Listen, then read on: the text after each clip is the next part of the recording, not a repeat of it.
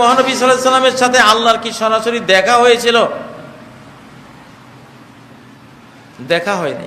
বিশুদ্ধতম মত হলো এটাই যে তিনি আল্লাহ সুবহানাহু ওয়া তাআলাকে সরাসরি চর্মচক্ষু দিয়ে দেখেননি, স্বচক্ষে আল্লাহকে দেখেননি। এটি হচ্ছে সঠিক মত। ভালো করে শোনেন, আমাদের দেশের বিদ্যার্থীরা বলে যে আল্লাহকে দেখেছেন। ভুল কথা, এটি মিথ্যা কথা। মিরাজের রাতে আল্লাহ তাআলা রাসূলকে আল্লাহকে দেখানোর জন্য নিয়েছেন, এমন কথা আল্লাহ বলেননি। পর্দার আড়াল ছাড়া কোন নবীর সাথেও কথা বলেন না, দেখা দেন না। কোন নবী রাসূল কি আল্লাহকে সরাসরি দেখেছে? সরাসরি কেউ কাউকে দেখে নাই। নবী সাল্লাল্লাহু আলাইহি ওয়াসাল্লাম চামড়ার চোখ দিয়ে বাহ্যিকভাবে সরাসরি আল্লাহ রাব্বুল আলামিনকে দেখেন নাই। আল্লাহ রাব্বুল আলামিন সিদরাতুল মুনতাহাতে এসে আল্লাহ রাসূলের সাথে দেখা করতেছেন, এটাও তো আল্লাহর শানের সাথে যায় না, কেননা ওই পর্যন্ত জিবরাইলও যেতে পারতেছেন। সুতরাং এই জায়গায় আল্লাহর সাথে দেখা হয় না। আল্লাহ রাসূল সাল্লাল্লাহু আলাইহি সাল্লামকে আল্লাহকেই চর্মচক্ষুতে দেখা বা না দেখার মধ্যে মর্যাদা কমে না। মৌলবী ফতুয়াবাজি শুরু করো যে আল্লাহর হাবিব সশরীরে মেরাজে যান নাই। রাসূলুল্লাহ সাল্লাল্লাহু আলাইহি সাল্লাম রজব মাসের ২৭ তারিখ দিবাগত রাতের একটি অংশে ধুলক বুলক ছাড়িয়ে সাত আকাশ পেরিয়ে সিদরাতুল মুনতাহার উপরে আল্লাহর আরশে আজিমে যে চর্মচোখে আল্লাহকে দেখেছেন মেরাজের রাতে। কোন মৌলবীর কথায় বিভ্রান্ত হবেন না। রজব মাস আসলে কিছু মৌলবী ফতুয়াবাজি শুরু করবে যে আল্লাহর হাবিব সশরীরে মেরাজে যান নাই, আবার বলে তিনি মেরাজে গেছেন তবে আল্লাহকে দেখেন নাই। এই ক্ষেত্রে মুফতাবিহি কল, যেই মতের উপর ফতোয়া সেটা নিতে হবে, ঠিক না? কারণ উসুলে ইফতা ফতোয়ার নীতি হচ্ছে আল ফাতওয়া আলা কওলি গায়রির রাজিহ হারাম। কিতাবে একটা মত পাইলেই ফতোয়া দেওয়া যাবে না। মতটা যদি মারজু হয়, রাজেহ না, ওই মতের উপর ফতোয়া দেওয়া জায়েজ নাই। ফতোয়া হবে রাজেহ মতের উপর। কোন মতের উপর? মিশকাতে শরামের কাতে মোল্লা আলী কারি ইমাম নববীর ফতোয়া তুলে ধরেছেন। ইমাম নববী ফতোয়াটা উল্লেখ করেছেন সমস্ত ইমাম ও মুজতাহিদদের পক্ষ থেকে। বলেন সুবহানাল্লাহ। নববী বলেন ওয়াল হাসিলু আন্নার রাজিহা আন্না মুহাম্মাদান সাল্লাল্লাহু আলাইহি ওয়াসাল্লাম রাআ রাব্বাহু লাইলাতাল মিরাজ বিআইনাই রাসিহি। সবচেয়ে গ্রহণযোগ্য মত এটাই, আল্লাহর আখিরি নবী মুহাম্মদ সাল্লাল্লাহু আলাইহি ওয়াসাল্লাম ১৫০০ বছর আগে মেরাজের রাতে ধুলক বুলক ছাড়িয়ে সাত আকাশ পেরিয়ে সিদরাতুল মুনতাহার উপরে আল্লাহর আরশে আজিমে যে কপালের দুই চোখ দিয়ে আল্লাহকে দেখেছে। এটা হচ্ছে রাজেহ কওল, এটার উপরেই ফতোয়া। বলছিলাম আরশে আজিমের কথা।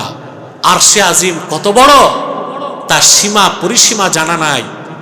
এত বড় মহান আরশ, এই জন্য আল্লাহ বলেছেন আরশকে আজিম।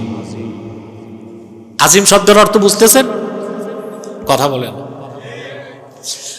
আল্লাহ তাআলা কোরআনকে বলেছেন আজিম, তার আরশকে বলেছেন আজিম, নিজেকে বলেছেন আজিম, আর আপন হাবিবের মহান চরিত্রকে বলেছেন আজিম। আল্লাহ পাক বলেন ওয়া ইন্নাকা লাআলা খুলুকিন আযীম। মুহাম্মদ সাল্লাল্লাহু আলাইহি ওয়াসাল্লাম নিশ্চিতভাবে আপনি সুমহান চরিত্রের উপর প্রতিষ্ঠিত। বলেন সুবহানাল্লাহ। তাহলে স্পষ্ট এ কথা মানতেই হবে রাসূলুল্লাহর উসওয়াত বা আদর্শটাও সুমহান। এর চেয়ে উত্তম শ্রেষ্ঠ আর কোন আদর্শ হতে পারে না। সুবহানাল্লাহ। আপনাকে তিনটা জিনিস খেয়াল রাখতে হবে। একটা হচ্ছে রাসূলুল্লাহর উসওয়াত, আরেকটা হচ্ছে রাসূলুল্লাহর সুন্নাত, ঠিক না? সুন্নাতকে অনুসরণ করতে হবে। কি করতে হবে? কোন মুমিন মুসলমান ঈমান আনার পরে আল্লাহর হাবিবের আদর্শের খেলাফ, আল্লাহর হাবিবের আদর্শ বাদ দিয়া অন্য কোন ব্যক্তি বা মানুষের আদর্শের অনুসরণ করতে পারে না, যদি সে মুমিন দাবি করে থাকে নিজেকে। পারবে? কথাটা একটু বুঝাই, কথা বলেন। আজকে পৃথিবীতে 200 কোটি মুসলমান, অধিক সংখ্যক মুসলমান কোরআন সুন্নাহর পথকে বাদ দিয়ে সমাজ ও রাষ্ট্রের ক্ষেত্রে পশ্চিমাদের আদর্শ সভ্যতার অনুসরণ করছে। করছে কিনা? এবং তাদের উদ্দেশ্যটা মহৎ। উদ্দেশ্য কি? তরিকা যে খারাপ।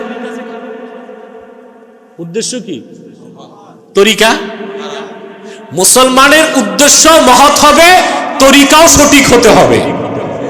উদ্দেশ্য যত মহৎ হোক, রাসূলুল্লাহর দেখানো তরিকার বাইরে উদ্দেশ্য যত মহৎ হোক, সে বাতিল তরিকায় চর্চা করে সাধনা করে ইহকালেও সফলতা নাই, পরকালেও মুক্তি নাই। জি যে কইছেন বুঝে কইছেন? মনে হয় না। খেয়াল করবেন কথাগুলো। এই কথাগুলোতে প্রচুর ব্যাখ্যা আছে, সব কথা তো বুঝবেনও না, যতটুক বুঝবেন ততটুক বলছি। মক্কায় যে কাফেররা ছিল, আবু জেহেল সহ 360টা কাফের, আবু জেহেল সহ অসংখ্য কাফের ছিল, 360টা মূর্তির পূজা করত, ঠিক না? আপনি অবাক হবেন, মক্কায় কুরাইশ কাফেরদের একজন ব্যক্তিও নাস্তিক ছিল না, অ্যাথিস্ট, নাস্তিক ছিল না, আস্তিক ছিল। কি ছিল? আল্লাহকে বিশ্বাস করত, আল্লাহকে, আল্লাহর ভালোবাসাও চাইতো। কথা বুঝেন না? আল্লাহকে বিশ্বাস করত, নাস্তিক ছিল না। কোরআন কারীমে আল্লাহ রাব্বুল আলামিন বলেন, ওয়ালা ইন সাআলতাহুম মান খালাকাস সামাওয়াতি ওয়াল আরদা ওয়া সাখখারাশ শামসা ওয়াল কমারা লা ইয়াকুলুন্নাল্লাহ। আল্লাহ পাক বলেন, হাবিব আমার মুহাম্মদ সাল্লাল্লাহু আলাইহি ওয়াসাল্লাম, যদি আপনি কুরাইশ কাফেরদেরকে জিজ্ঞেস করেন এই আকাশ ও জমিনকে কে সৃষ্টি করেছেন, চাঁদ এবং সূর্যকে কে নিয়ন্ত্রণ করেন, তারা এক বাক্যে জবাব দিবে, যিনি আকাশ ও জমিনকে সৃষ্টি করেছেন, চাঁদ এবং সূর্যকে নিয়ন্ত্রণ করেন, তিনি আর কেউ নন, তিনি হলেন আল্লাহ। সুবহানাল্লাহ। তিনি হলেন, জোরে বলেন। তো ওরা মূর্তি পূজা কেন করত? প্রশ্ন আসে না? মূর্তি পূজা করতো কি না? তা আল্লাহকে তো বিশ্বাস করত, মূর্তি পূজা কেন করত সেই কথাও কোরআন শরীফে এসেছে। তারা বলেছে, মা না'বুদুহুম ইল্লা লিয়ুকাররিবুনা ইলাল্লাহি যুলফা। মক্কার কুরাইশ কাফেররা বলেছে, আমরা এই দেব দেবী 360টা মূর্তি, দেব দেবী, এগুলোর ইবাদত করি এই জন্যে, আমার দিকে তাকাও, এই দেব দেবীর ইবাদত করি এই জন্যে যেন তারা আমাদেরকে আল্লাহর কাছাকাছি পৌঁছায় দেয়। জোরে বলেন নাউজুবিল্লাহ। তাহলে আমরা কি দেখলাম? আমাদের একজন মেহমান এসেছেন,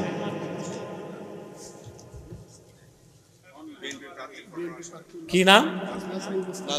নাজমুল মুস্তাফা সাহেব, বিএনপি থেকে নমিনেটেড, তিনি এসেছেন, আমরা তাকে স্বাগত জানাই। বসুন।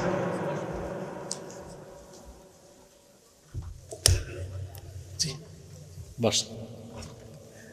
প্রিয় ভাইরা, কথা শুনতেছেন? কষ্ট হচ্ছে তো? খেয়াল করে দেখেন, কুরাইশ কাফেররা আল্লাহকে বিশ্বাস করত,